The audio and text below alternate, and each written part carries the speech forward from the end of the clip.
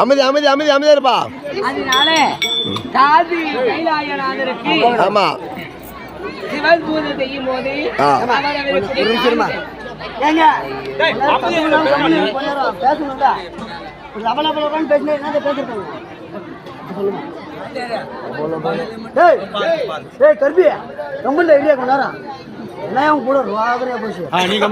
அதனால காதை கொண்டு வந்து அந்த கர்ம வினையில் நாம் போக வேண்டுமையா